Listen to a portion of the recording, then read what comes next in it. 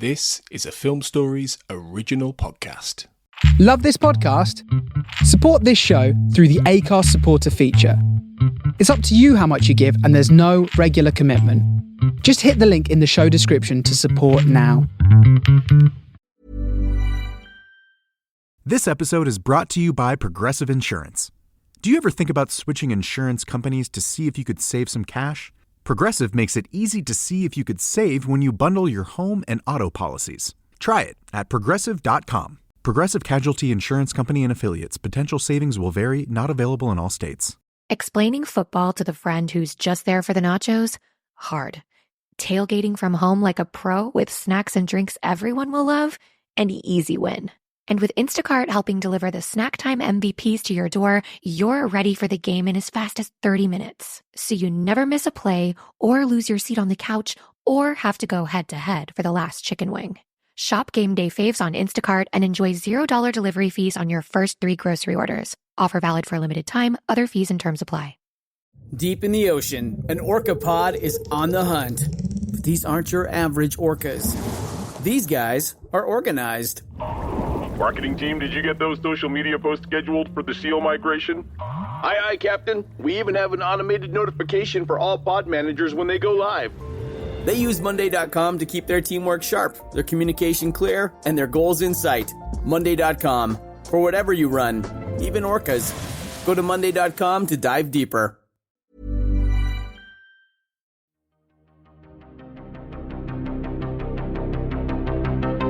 This is Writers on Film, the only podcast dedicated to books on cinema.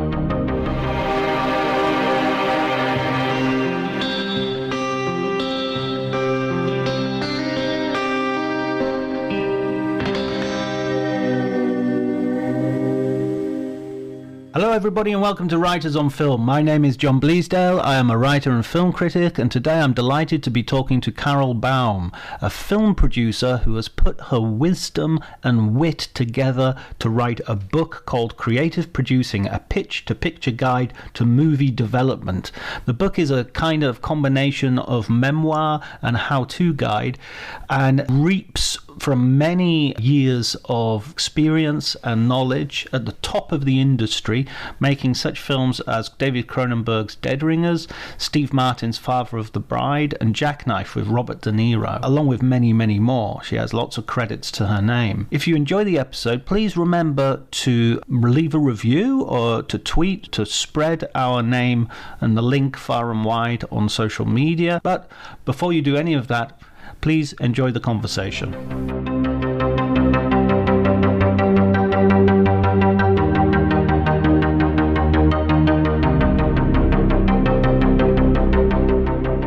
What the publishers say is memoirs don't sell anymore lately. I think there was a glut of them, and so they recommended against it. But I had already written the memoir part, so I had always planned to put my class on paper because that's what the book is. This is what I've been teaching for 12 years. And so it was relatively simple to just take my syllabus and put it down the way I put it down and then kind of fold in the memoir. So that's it. So that's the story of the book. I like how it turned out. There's sort of a sense of it coming full circle as well, in the sense that your career began in sort of in publishing. That's true. And I talk about that a lot to anybody who wants to know how I got started, especially the students. You know, they all want to know, what's your entry level? How do we get into the business? What did you have to do? What dues did you have to pay? And working in publishing when I did it was a very popular thing to do for college girls in New York City.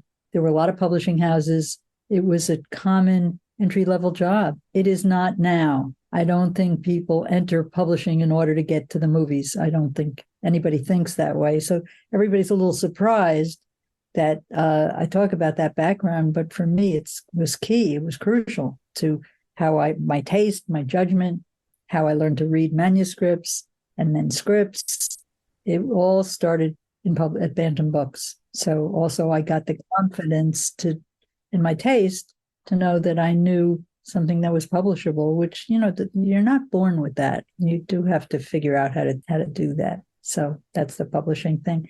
But it doesn't help now getting a book published because the rules are all different. I guess that's one of the problems with sort of you learn how to live a life, and then all of a sudden the environment has changed and those lessons are not quite as relevant as they used to be. Well, the way I have approached the business and producing hasn't changed for me personally. I do it the way I do it, which is I'm a writer-oriented producer. So that doesn't change. You find a writer and you talk about ideas with that writer you like. So how has that changed? How you sell it now is different. But in terms of the development process, which is what the book is, how do you develop? How do you find a writer in the first place? Then what happens when you like somebody? But other people aren't doing it that way. Everything is so marketing driven that people start sometimes from the marketing angle and work backwards. That's not the way I've ever done it. I remember reading once, I think it was a book on film noir, and somebody said a plot twist is the cheapest form of special effects you can have.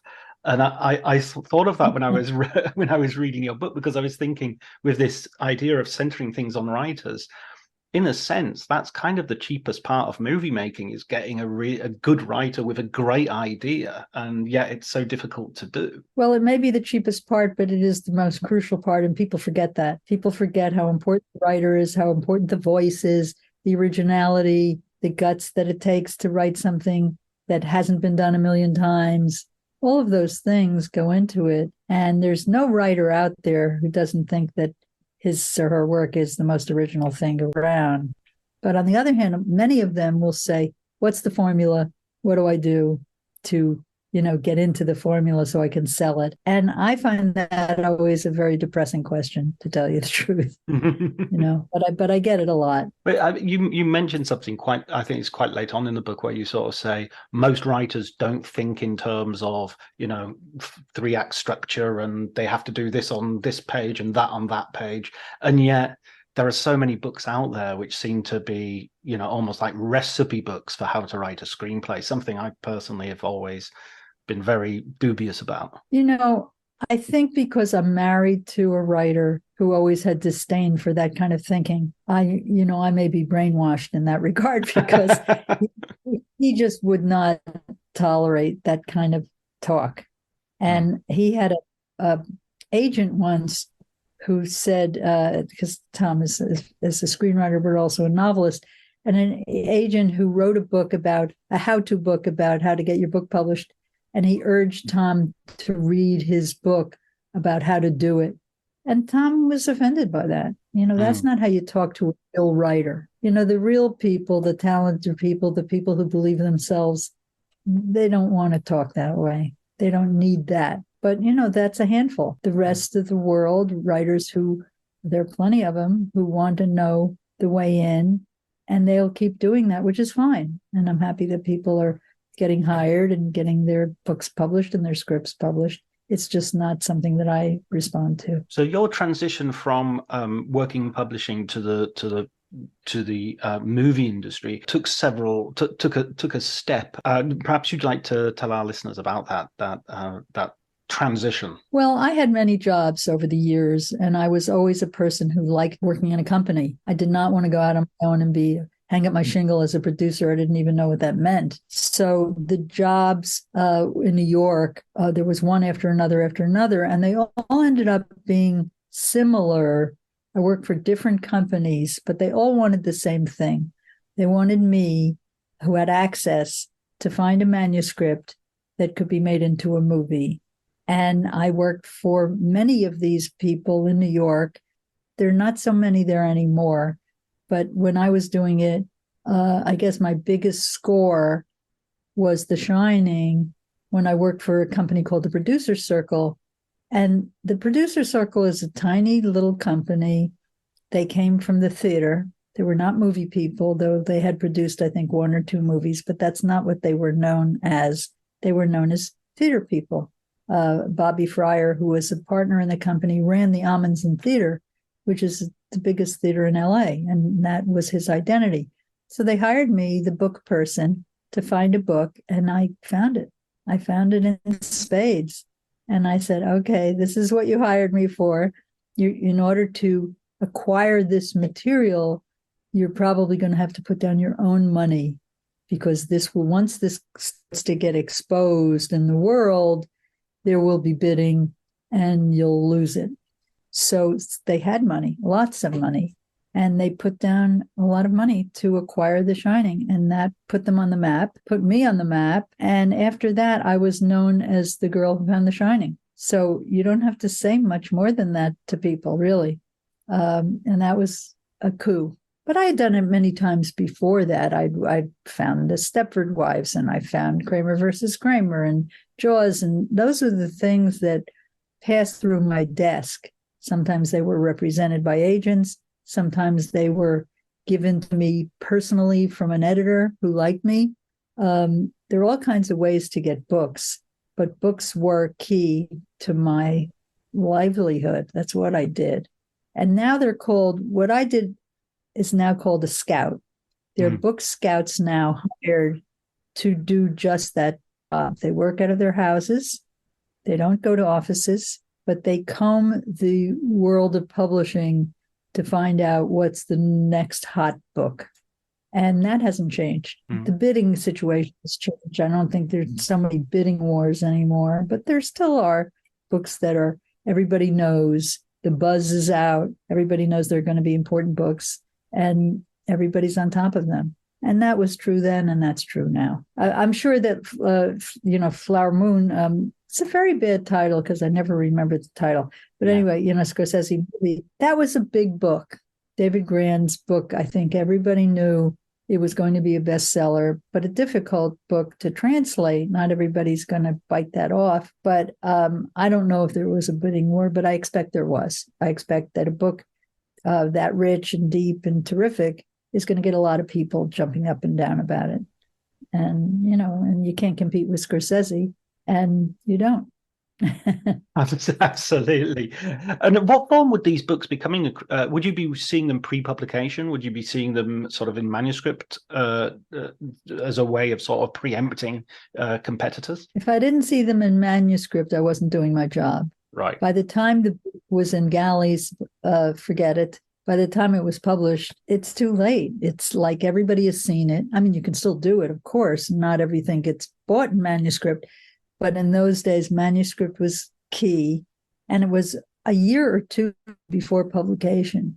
So there wasn't you didn't know, we were guessing. We all talked to each other. Hey, have you read this one? Have you read The Shining? I don't think I shared that with anybody, but usually I had friends at all the company, and we shared manuscripts because you got fired if you didn't bring in the hot book. And that's how it worked. And I expect that's pretty much the same now, but it's well in advance. Stephen King, he didn't enjoy the process of The Shining. We all know it's famous that he didn't like the Stanley Kubrick end product, but even at the script stage, he wasn't particularly happy. Well, what happened is he wasn't known yet. Carrie was not released yet. It was in the works. And people didn't know him. He was not a household name yet. However, he knew, he had the confidence. He knew that he was going to be a big deal. He just knew it. Sometimes that happens. And he radiated that kind of confidence. And in his deal was that he could write the first draft screenplay. And oftentimes companies don't like that because the writers who adapt their own books sometimes want to keep too much. They're not really translating the book into a movie, and that stands to reason. And that's what happened. Stephen King wrote a very, very long script. It's a big book, and he kept everything in there. And I had to give notes because that's my job. Not only do I find the material, I have to give notes to whomever to make it better. And he took offense. He did not like notes. It was an unusual situation because I was the only one in that company who did that job, who gave notes to a writer. And I think he was waiting for the rest of the people in the company to speak up, and that never happened. And I think he was insulted. And then when we sold it to Kubrick and to Warner Brothers, he said these words, well, he's Stanley Kubrick, but I'm Stephen King. And so he knew his voice had to be heard. And then he did it. He did his own version of it, and he was very vocal about not liking the movie. And I understand that, because some of the values in his book were not Kubrick's values. But Kubrick made a Kubrick movie, and Stephen King made a Stephen King movie afterwards. I don't know what he thinks about it now, all these years later, but probably the same thing, I would imagine. I mean, some writers won't sell their books to the movies. Walker Percy is famous for not selling his books to the movies because they don't want to see that happen. They don't want to see a translation that isn't close to what they intended. Most writers will sell their books because the money is good, and writers don't make a lot of money sometimes unless they're gigantic, but your regular writer needs that movie sale. And also people like the movies. But there are certain writers, I can only think of Walker Percy now, but who just say, no, you can't have it. J.D. Salinger might be another as well. Well, Salinger is a good example too. No to everything. And recently I heard that somebody was able to get the rights to Catcher in the Rye. I don't know. I don't know whether that will ever happen. But yes, he certainly was famous for it. People would go make pilgrimages to Salinger's when he didn't want to talk to anybody. I know that Terrence Malick has wanted to make a film of Walker Percy's The Moviegoer for decades. Well, that's interesting because I have that script, the Terry Malick script. So somebody must have gotten Walker Percy to allow that to happen. My friend Jim McBride also did a script of The Moviegoer. The Moviegoer has huge fans. I mean, it's a classic. But I don't know who allowed that to happen. He must have said, okay. He must have liked Terrence Malick. I don't know. I don't know the history of that. But yes, that did happen. It sits on a shelf somewhere. You moved from New York when you start working for Dolly Parton's film company. That's much later. I came out to California because my husband, who's the writer, had a movie going. And his agent, he had a big-time agent who said, you should come out to California. I'll get Carol a job. And he was such a big deal agent. I took him at his word. And it was time for us to move because things were bubbling in California for Tom. And I had made many trips out there for different companies for different reasons. And so I was familiar with the terrain. And I thought, why not? Why not try it? And then Harry Ufflin, true to his word, set me up with a lot of people for jobs. None of them were a good fit. But I came out with the same company that Shining, the Producer Circle. So that was my connection. I had a job already, which was great. They allowed me to they had a California office, they had a New York office, and I transitioned. And the Dolly job came much later. I think I had 3 jobs before that happened, because I always had a job. And the jobs, sometimes they don't last more than a couple of years. They can last or not. It's sometimes out of your control. And I worked for studios, which was a lot of fun. I worked for Lorimar. That was all pre-Dolly. And I worked for Fox. And then Sandollar came calling because Sandollar, Dolly Parton's company, is Sandy Gallen and Dolly Parton, hence Sandollar. And they were starting a new company. Dolly is a very sharp businesswoman. And Sandy is he's no longer with us, very big time manager of music people. Neil Diamond, Michael Jackson, the Pointer Sisters, Mac Davis, big people who toured all the time. And Sandy was very, very successful. And he and Dolly were best friends. And they decided to start a movie company with the backing of CAA, which was crucial. Because if you have an agency like CAA saying, we're going to help you, that's very good. And so there was a job opening and somebody said, go up for the job. And I said, it didn't seem right. I didn't know Sandy and Dolly is not a Jewish girl from New Jersey. It felt odd. But I went in there and it became clear pretty quickly that this was going to be a very good company to work for. And so it was. I stayed there 10 years. And at this stage, you make the distinction in the book about, lots of people don't know what a producer is, and you define yourself as a creative producer who is putting together a package of a screenplay, a director, maybe the stars, and then sort of seeing that through into production. Maybe you could explain when you start doing that, because you've been picking up things like The Shining and putting that and putting those things together, but when do you sort of transition into this creative producer role? I think what I learned when I was at Fox as an executive and at Lorimar as an executive is that the job of the executive is to do everything. It hadn't been that when I worked for Producer Circle, I was just the book finder. But by the time I got to Lorimar and I got my hands on An Officer and a Gentleman, and that clearly was a movie. It was a script. It wasn't a book. It was a movie that I thought should be made. And then that's when I learned it. I learned, oh, good for me to say that, but I'm the one who has to get a director. I have to figure out who the actors are. That's suddenly my job. I'm the packager. And that's how I learned it. I learned it because I had to, because otherwise it would have just sat around, and somebody's got to do it. And then I learned, that I had to make a bunch of new friends, talent agents, directors agents. I always was the writer agent person, but now I expanded to other lines. And Officer and a Gentleman happened with, Richard Gere and Deborah Winger, and it was a big hit. And it was just a script sitting around. So that had to be put together. And Taylor Hackford, who was a virtual unknown at the time, he had just done one picture called The Idolmaker. And that's what packaging is. You say, oh, Taylor Hackford, he's good. And everybody says, I don't know him. The company people say, I don't know him. Can you get a bigger name? And then you try to get a bigger name, and then you don't get a bigger name for one reason or another. And then Taylor's name keeps coming up, and meetings are had, and he's so impressive. And finally, they said, yeah, okay, we'll do it with him. And that's how it happens. And that's what packaging is.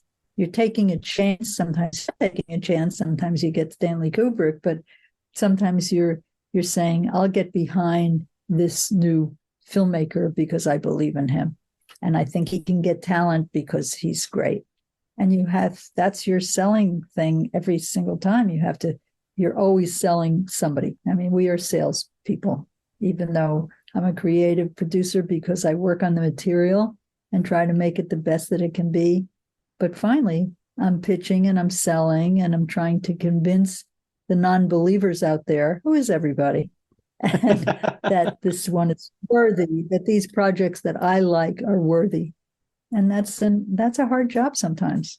It doesn't happen easily. And it goes back to that thing about taste as well that you mentioned earlier. You have to have trust in your own vision. You have to be able to look at Taylor Hackford after he's done one film only and say, no, this guy can handle it. This guy can handle he's ready to step up onto a bigger stage. Taste is a funny thing to define. People tell me I have good taste because my projects are tasteful, but I don't know how to teach taste. I don't know. I really don't know. I think I've always had good taste in writers. I guess I have good taste in directors, but what does that mean? How do you teach that? And because my students ask me that, and it's one of the questions that I don't have a good answer for. If you have a good answer, let me know. I think it's what I tell them is you have to read everything, you have to see everything, you measure the good things against the bad things. What are the good things? Where the good things are movies that you've seen, movies that win Oscars. The famous people, David Mamet and Aaron Sorkin and Harold Pinter and the people we've heard of. But what about all the other ones?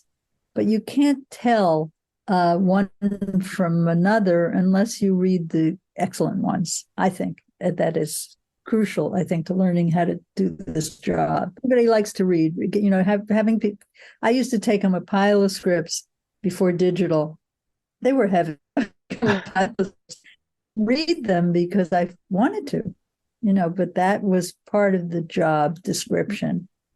And not everybody will do that. You said just now that people say I make tasteful movies, but I was thinking when I was looking at your filmography and I was looking at some of the films you pushed, a film like for me, Dead Ringers was one of my favorite films.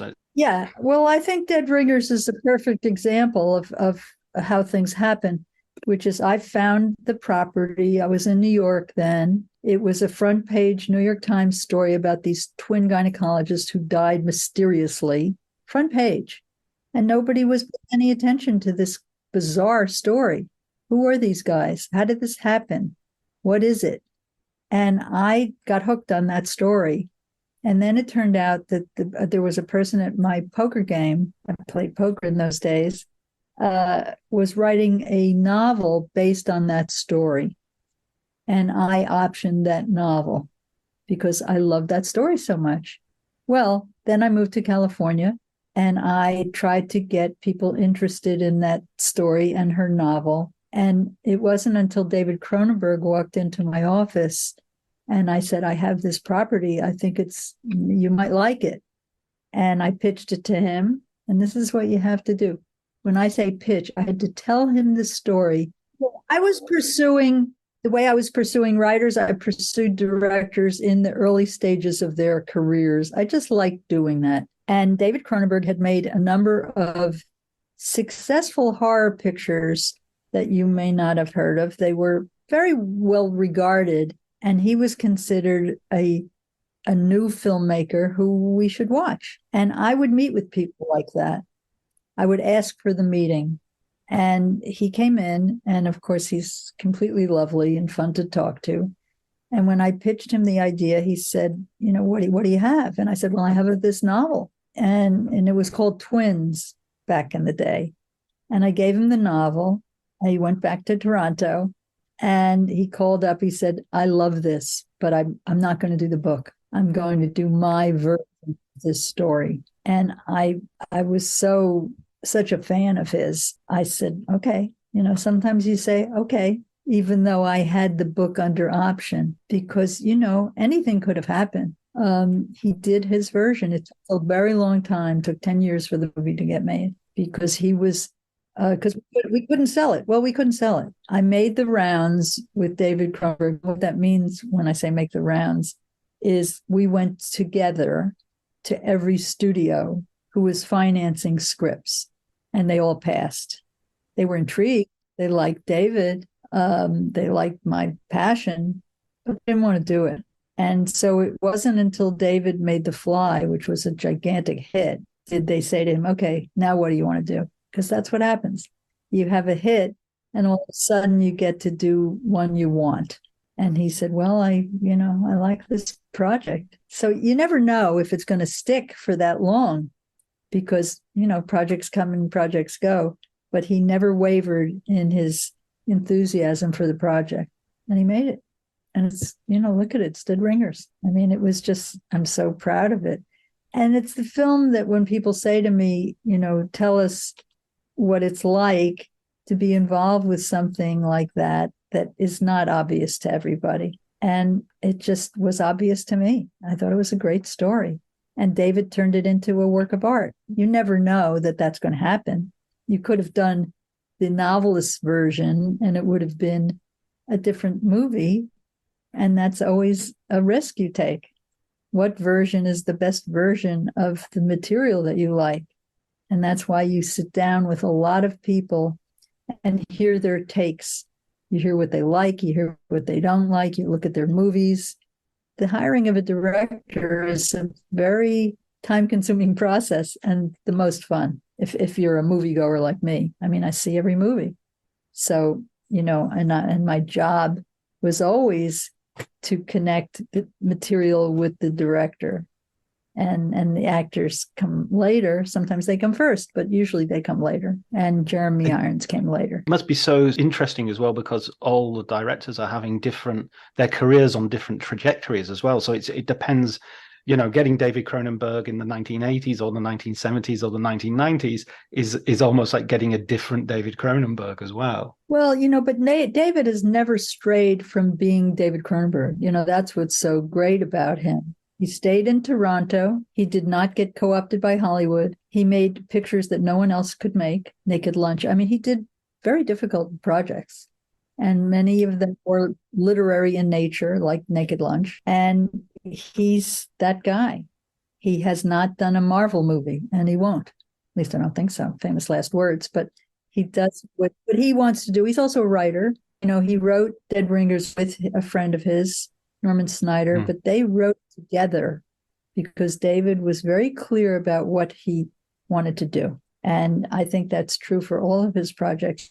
I mean, that's what you want. You want to be involved with somebody who's that singular, if you can. It doesn't happen every day. It really doesn't. And on the other sort of end of the sort of the broad spectrum of what is cinema, you have another film that you were involved with. I think you say it's one of the films that you mention first if somebody says, "Oh, what have I seen that you've made?" Which is Father of the Bride with Steve Martin. Yeah, that is my most commercial project. It was a big money maker. It continues to be a favorite of people getting married and other people who come into my office and they say, "Oh, when I got engaged, I watched Father of the Bride, and it was so delightful because we're going through that same thing." It had that kind of universal appeal. Did we know that? No. It was just a movie that I loved with Spencer Tracy and Elizabeth Taylor. And I thought it would be a good one to remake. Remakes were not so viable then. They are now. Every second you read about another remake. But then that wasn't true. And Ted Turner owned the movie with Warner Brothers, I think. And it came from a play. And that movie was a successful movie in the 50s. And I had to figure out how to get somebody to option it because Sandollar didn't option stuff. Sandollar didn't put money down. So I took it to my friend at TriStar, which was one of the big 6 studios. And they acquired it. And then their mandate was, okay, get us a big director or a big writer, and we'll see. They weren't in love with it, but they thought it had potential. And that's all you want. You just want to get in the place that is potentially going to be the company that's going to spend money on the script. But what happened is we couldn't find a writer who they liked, and they lost the option. I think they had it for 2 years. And they weren't paying any attention to it. That may not be completely correct, but I from my point of view, is it wasn't moving along. It didn't have enough momentum. And Jeffrey Katzenberg, who was head of Disney, was watching it. He knew that story had potential for his company, Disney. And he, as soon as the rights lapsed at TriStar, he picked them up. And he said, "I'm making this movie." And that's the other conversation you want. You want the head of the studio to say to you, "I'm making this movie." And then the process starts. And you don't always agree on who is going to get hired, the writer, the director. It's a process. It takes a long time. Jeffrey had his ideas. We had our ideas. My partner, Howard Roseman, and I fought for many people along the way. And finally, we fought for Nancy Myers and Charles Shire because they seemed like the right people to do it. And, and then, of course, Steve Martin. What luck was that? He was great, but he was not the first person that we went to. We went to Jack Nicholson. Which would have been a great film as well. I think so, but I think, yes, Jack is Jack. He's the greatest. But I think, Jack is wonderful when he's a little on the edge, a little crazy. I don't think you want that Spencer Tracy character to be edgy like that. I think Steve Martin was beyond perfect. And he brought humor and warmth and accessibility. It really was one of those wonderful, lucky pieces of casting. He's fantastic. And then Marty Short on top of it, Diane Keaton. I mean, that just doesn't happen every day. That was a thrill. Yeah. Continues to be a thrill. I watch it, at least once a year just to remind myself about things. And Dead Ringers too. I love watching my movies. A lot of people don't like watching their projects. I'm not one of This episode is brought to you by Progressive Insurance. You chose to hit play on this podcast today. Smart choice. Make another smart choice with Auto Quote Explorer to compare rates from multiple car insurance companies all at once. Try it at progressive.com. Progressive Casualty Insurance Company and Affiliates. Not available in all states or situations. Prices vary based on how you buy. My dad works in B2B marketing. He came by my school for career day and said he was a big ROAS man. Then he told everyone how much he loved calculating his return on ad spend. My friends still laugh at me to this day. Not everyone gets B2B, but with LinkedIn, you'll be able to reach people who do. Get a $100 credit on your next ad campaign. Go to linkedin.com/results to claim your credit. That's linkedin.com/results. Terms and conditions apply. LinkedIn, the place to be, to be. I think, really? I got that made? How brilliant is that? In fact, we're screening The Good Girl, another movie I'm very proud of, on November 15th.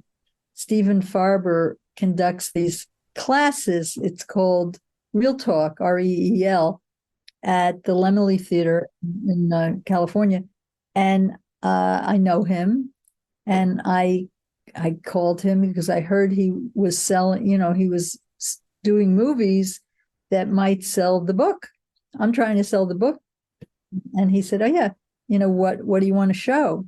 And I said, The Good Girl. And so I got the director, Miguel Arteta, to agree to come. Unfortunately, Mike White, who wrote it, is in Thailand on the, doing White Lotus, which is too bad because Mike's a genius and it would be great to have him there. He's not available.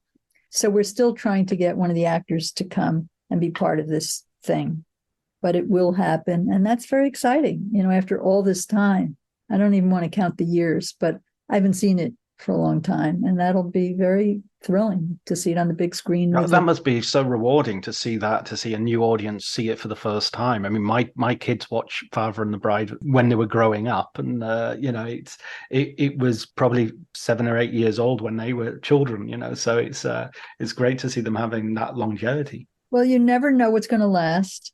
Sometimes they do, sometimes they don't. But once they're made, they exist forever. They might not be showable on Turner Classic Movies, but somehow or other you can find them.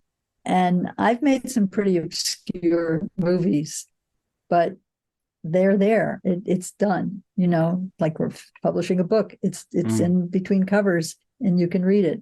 It's very exciting. The finished project is a thrill, no matter what. And I think every movie is somebody's favorite movie. It doesn't, the number of people I've talked to, the number of journalists I talk to, who their favorite ever movie is some just out of the ballpark. I would never have guessed it. Complete, crazy.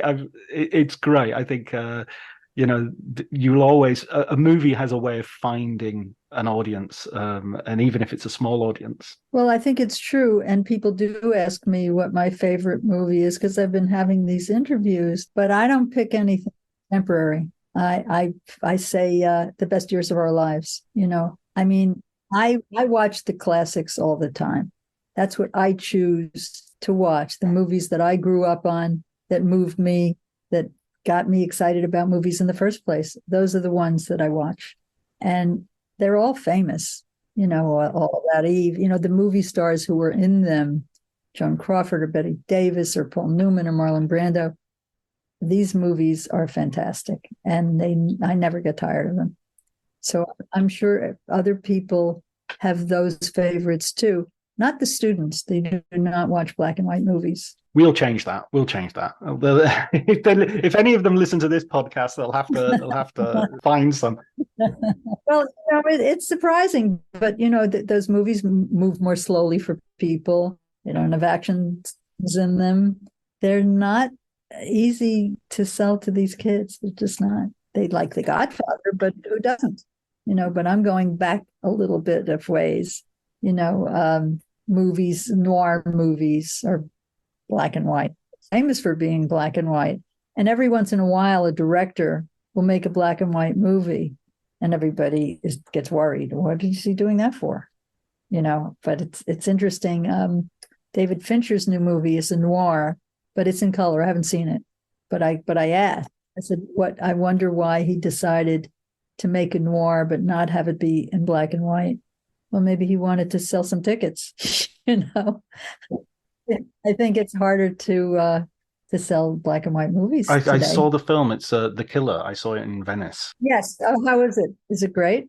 To tell you the truth, I found a couple of movies a little bit disappointing in Venice that I was hoping were great, and they weren't. It wasn't that they were bad in any shape or form, but Michael Mann's Ferrari I found good, and I wanted to love it. And similarly, David Fincher's The Killer, I thought this is going to be amazing, and it was good, you know. And, interestingly, there were quite a few Hitmen movies at the festival, and Richard Linklater's film, which is called Hitman, actually sort of deconstructs the whole idea and made the other films look a little bit silly in retrospect. Well, you were lucky to go there. I can't wait to see these movies. You know, I hear about them, I read about them, but I haven't seen any of them.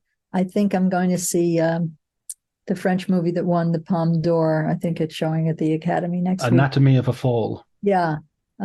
People seem to think it's great. Yeah, that's superb. I can't wait. But I have to wait like anybody else, you know. I mean, they're starting to show them now, but I haven't seen screenings of the Fincher movie announced yet. I think there's Alexander Payne's movie screening soon. Anyway, they'll all be here, and we're all excited to see. We've been waiting for these quality movies for a long time now. It's always like that after the summer. You know, then you get the fall and you get Oscar contenders, and, you know, you get excited. Yeah, it becomes a really rich season, hopefully. So in the book, one of the things I love is there's so many wonderful anecdotes that when you're sort of giving some advice, it's always backed up by, this is a moment when I had to go and, you know, talk to an actor about a very difficult decision. And one of the films that you mention, IQ, is one where you have to sort of intervene in a way which is very delicate, let's say. Well, you know, that was difficult. I mean, when I think about that now, I think, wow, that was really tough, because you're dealing with a major movie star, Meg Ryan, and you're dealing with a big studio, big budget movie by my standards. At Penn, Sherry Lansing's the head. Walter Matthau and Tim Robbins, and a handsome budget. And then one of the jobs of the producer is to be there to listen and to watch and to make sure that everything is going according to plan. And on the first day, I heard Meg Ryan talking in a very kind of Katharine Hepburn kind of accent, because she's playing the niece of Albert Einstein. And she's educated and she has pedigrees. And I think she thought, and I don't know if she talked to anybody about this, because it was a surprise to me, that she thought that mid-Atlantic accent was the way to go. And sometimes actors do that. And it's our job, the directors, the producers, the studio, everybody, to say, that's not good. It's not working. And that can be a very, very, very delicate situation. Nobody heard it the way I heard it. And I talked to my partner, Scott Rudin, and the director, and they were busy doing what they were doing, and it didn't bother them. So I did something maybe you're not supposed to do, but it really was bothering me. And we were 3 days into it, and it wasn't changing. That was the accent. And I called the head of the studio, Sherry Lansing, and I said, would you please pay attention to this? I'm not sure that this is going well. And she said, are you kidding? We're not paying Meg Ryan whatever that we were paying her to talk like Katharine Hepburn. It's not going to be. She made the call. And sometimes that happens, not a lot. Usually the studio defers to the director or whomever, but Sherry was very much behind this project. She loved this project. She was the one who said, hire Walter Matthau, when everybody said, really? Turned out to be a good idea, a great idea, and he's a delight. But so that's what happened. And I don't know, because what Meg Ryan really thought when she got that note, I don't know if she was turned off, whether it ruined her week. I don't know. I never really found out how she felt about it. All I know is that she started talking like herself. And that's the job of a producer. And sometimes you don't get your way. Sometimes nobody gets behind you. I had another movie called Shining Through, big budget movie. Fox was behind it. And the cut was so long. And we tried to get the studio to kind of bear down on the director to tighten it. And it didn't happen. Sometimes they don't think it's worth it.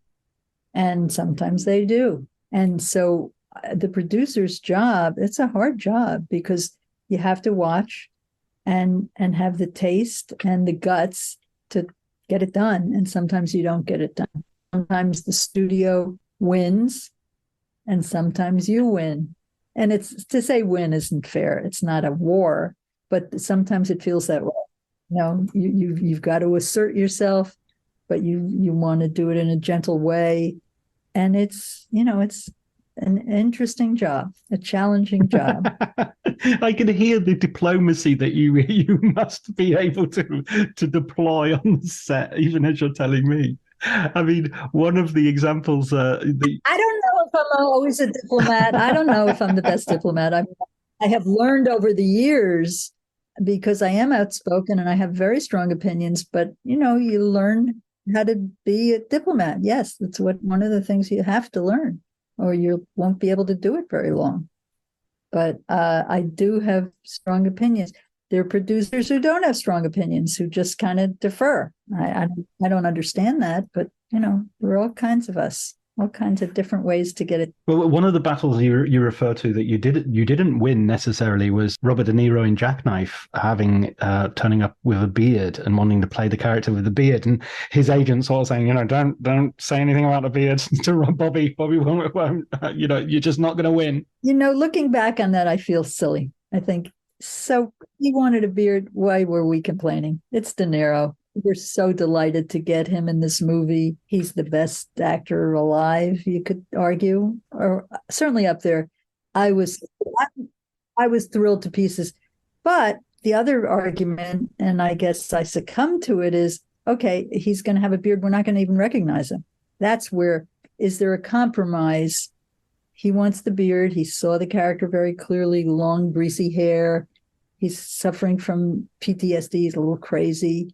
And that's how he saw it. And I don't know even why we bothered, but we did, because we felt we have De Niro and we want to put him on the poster so that you could see his face, his fabulous De Niro face. And it didn't happen, and I, as I say, looking back on it, that was a battle I shouldn't have fought. But the agency who helped me finance the movie really got on my case. And I guess I agreed. But now I've seen the movie and I think, what were we talking about? Sometimes you think that, what were we talking about? Come on, it's De Niro. And he was great. Oh, and he's great. He's always great.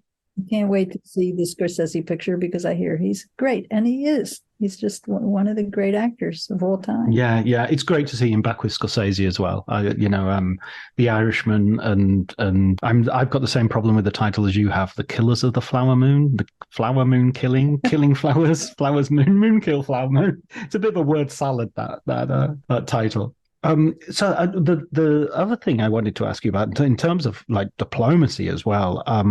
Of course, you've lived through several sort of earthquakes in terms of producers and in terms of work practices in Hollywood. You just mentioned Scott Rudin, who is one of the most infamous producers in terms of his, let's say, I don't know, work environment and sort of personal relationship practices in terms of that. Your take is very interesting because also you're a woman working in a very male-dominated environment. Perhaps you could tell our listeners how you've managed to navigate that situation. By ignoring it, basically. I was a woman at a time where women weren't really climbing the ladder. There were many of us who read manuscripts and did that job. That job fell to women. I'm not sure why.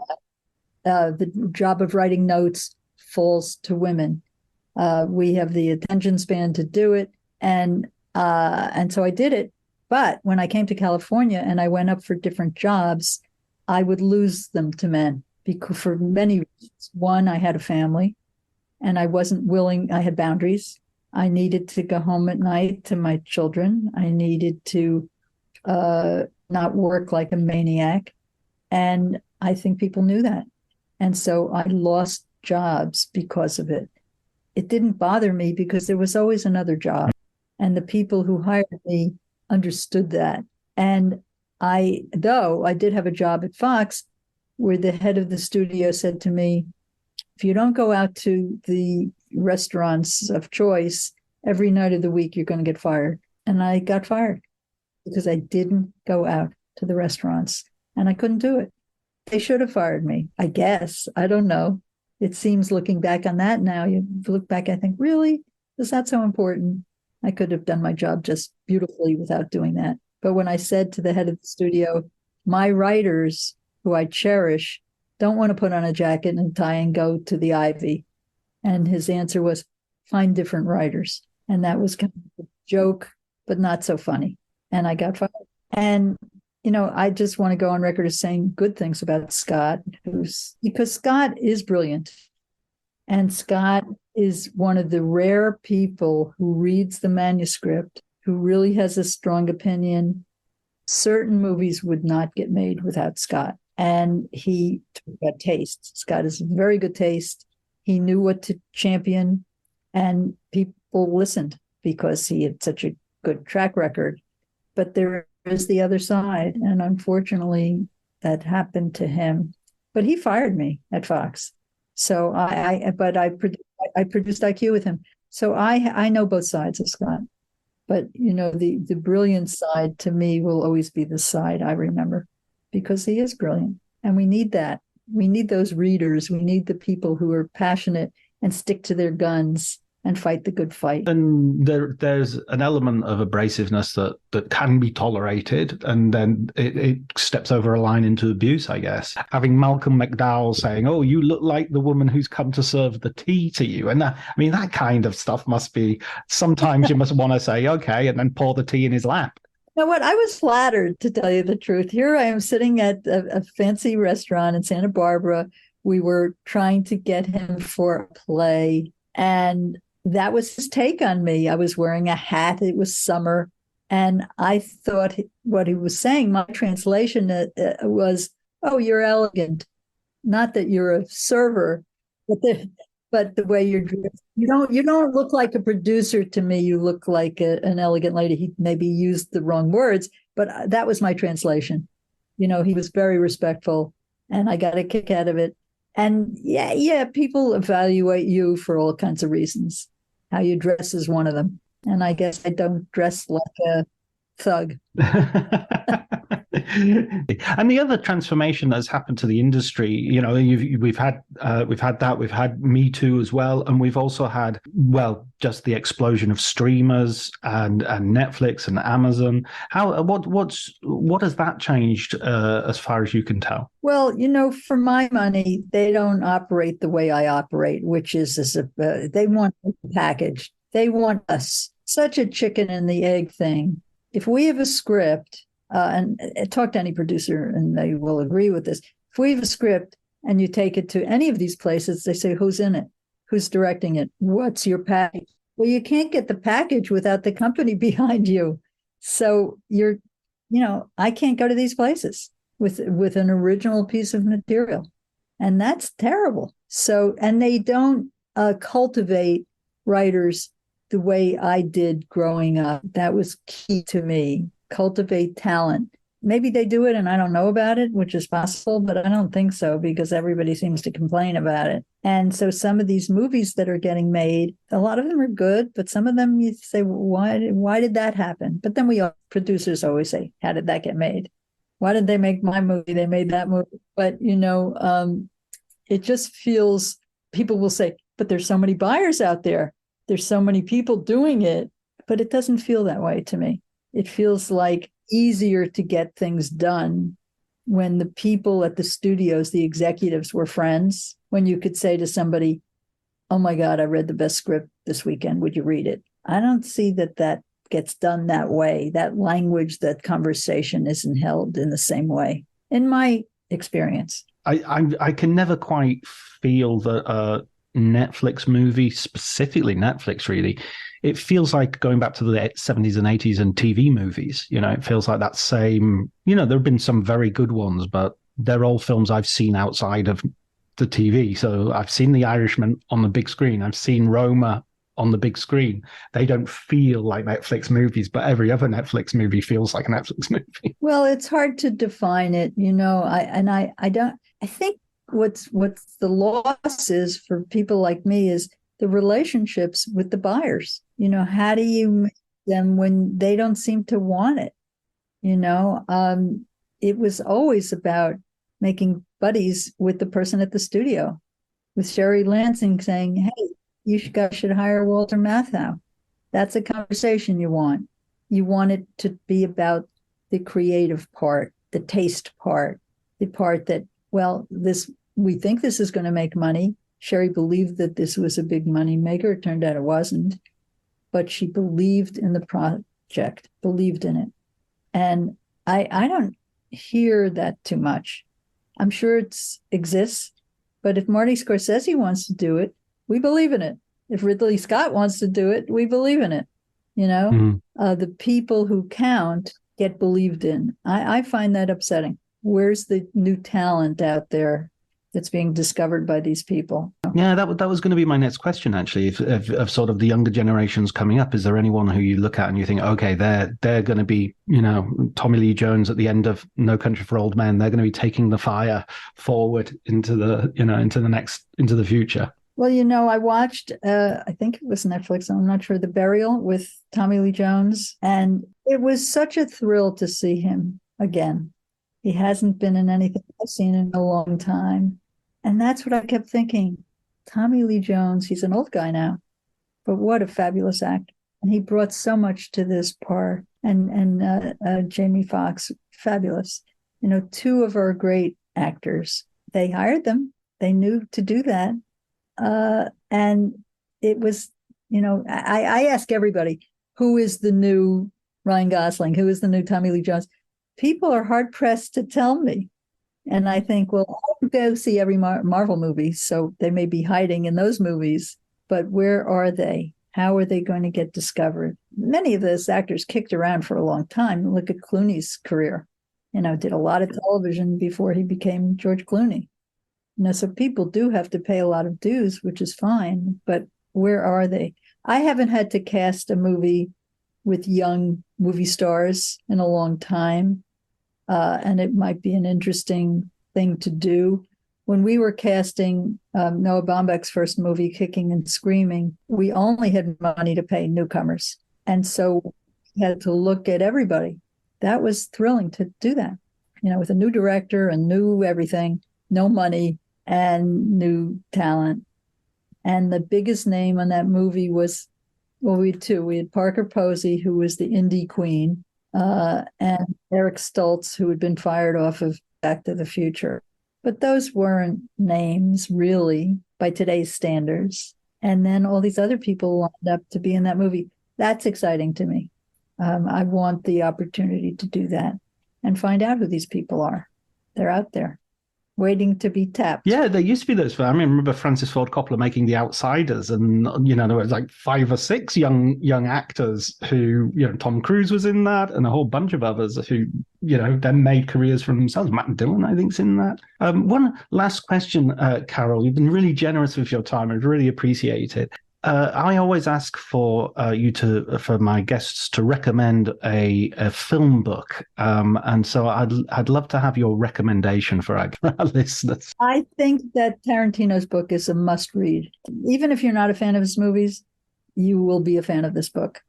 This book, his excitement about movies is so infectious that both my husband and I read it in the same week, and we are a little scholarly. That's our nature. We watched every single movie that he talked about in the book because he makes you love the movies. And his writing is great. He's a great writer. We know that about him.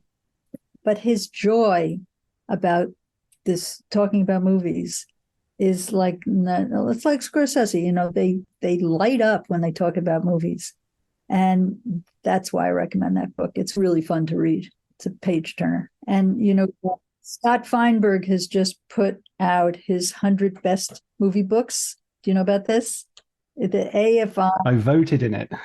Oh, you voted? Yeah.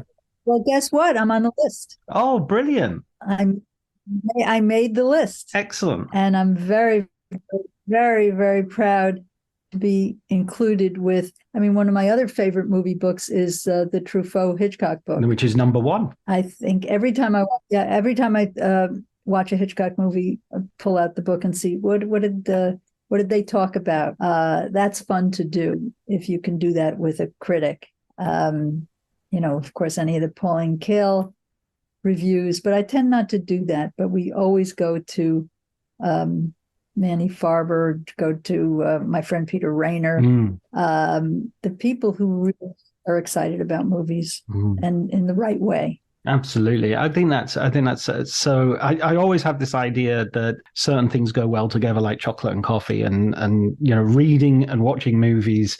I read books about films. It makes me want to watch more films. When I watch more films, it makes me want to read more about them and novels which they're based on and everything. So it's a beautiful, virtuous circle. Yeah. I try to not know too much about the movie if possible, because it's a thrill when you see something that's pure. We went to see this movie, I don't even remember the name of it, with Bill Pullman's son, tiny movie.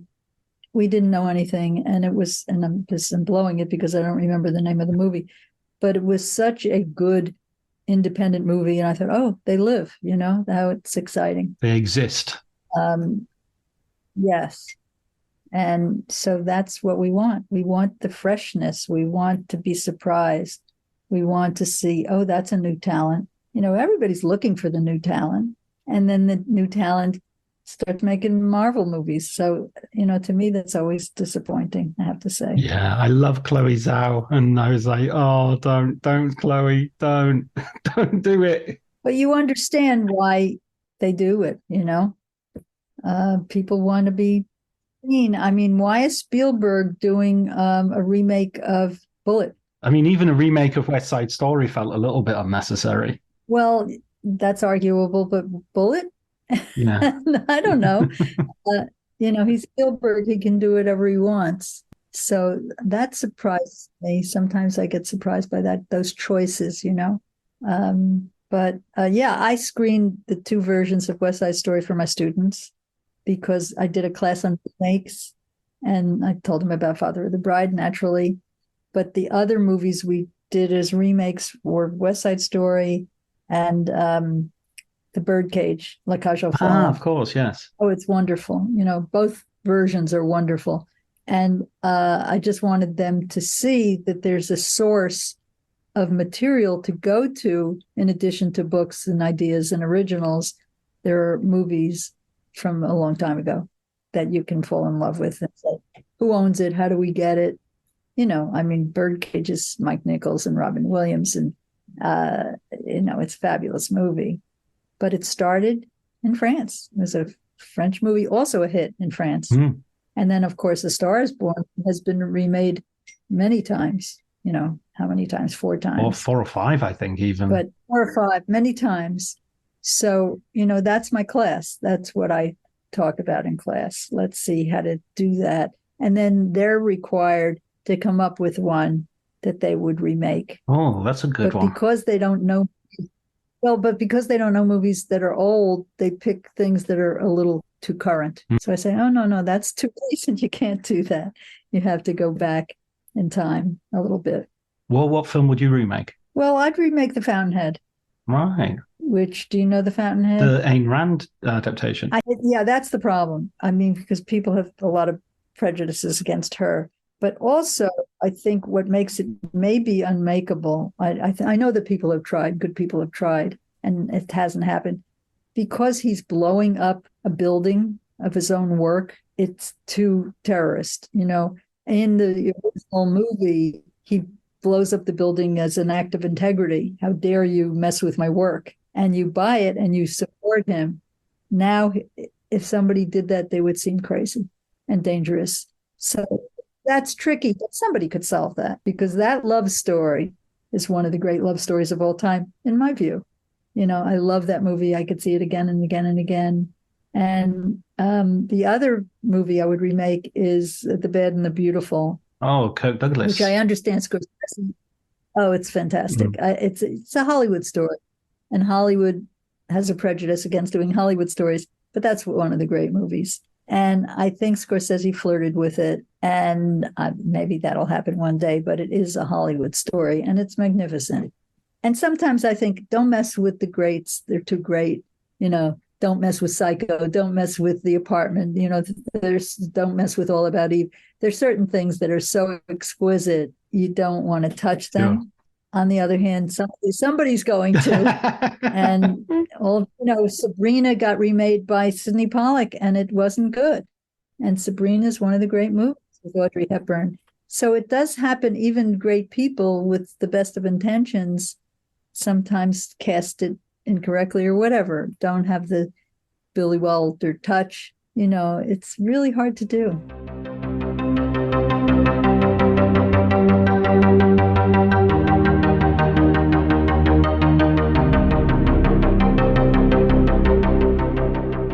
So I hope you enjoyed that conversation between me and Carol. I certainly did, as you can probably tell from. I love these conversations because it's just such an insider's point of view. There's just so many ways that you suddenly look at a film in a totally new way. I like the idea as well of certain decisions not being in the control of the director or the producer, but the star's behest. One of the examples that she uses in the book that we didn't touch on, similar to De Niro's beard, is Tom Hanks's hair in Da Vinci Code. It says whenever you see a decision in a film and you think, how did anybody let that happen? Chances are the actor had an idea that nobody had the good sense or the courage or the power to contradict. So that answered a question that I'd long wondered about. Tom Hanks's hair in Da Vinci Code was for me my Da Vinci Code. That was my worry. It was interesting as well that Carol's recommendation for Quentin Tarantino's Cinema Speculation, a relatively recent book, but a really entertaining one. It's well worth. I've read it as well. It's well worth a read. If you want to read Carol's book, of course, there is a link in the show notes that will take you to a site where you can buy it, but you can buy it in many different places, I'm sure. Next week, Tom Schoen is going to be here, and we're going to be talking about Barbenheimer. We're going to be talking about strikes, and we're going to be talking about the year's blockbusters. Who better to talk to than the author of the book Blockbuster? Okay, talk to you soon. Take care.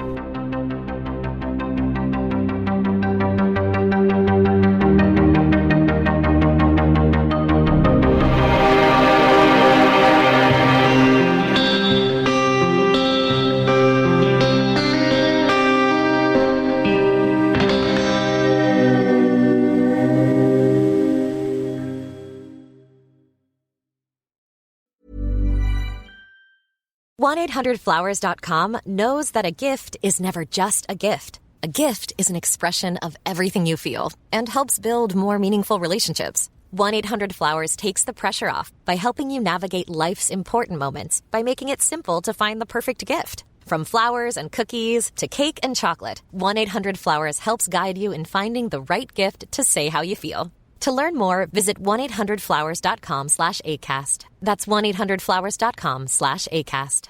This episode is brought to you by Progressive Insurance. Do you ever think about switching insurance companies to see if you could save some cash? Progressive makes it easy to see if you could save when you bundle your home and auto policies. Try it at Progressive.com. Progressive Casualty Insurance Company and Affiliates. Potential savings will vary, not available in all states. My dad works in B2B marketing. He came by my school for career day and said he was a big ROAS man. Then he told everyone how much he loved calculating his return on ad spend. My friends still laugh at me to this day. Not everyone gets B2B, but with LinkedIn, you'll be able to reach people who do. Get a $100 credit on your next ad campaign. Go to linkedin.com/results to claim your credit. That's linkedin.com/results. Terms and conditions apply. LinkedIn, the place to be, to be.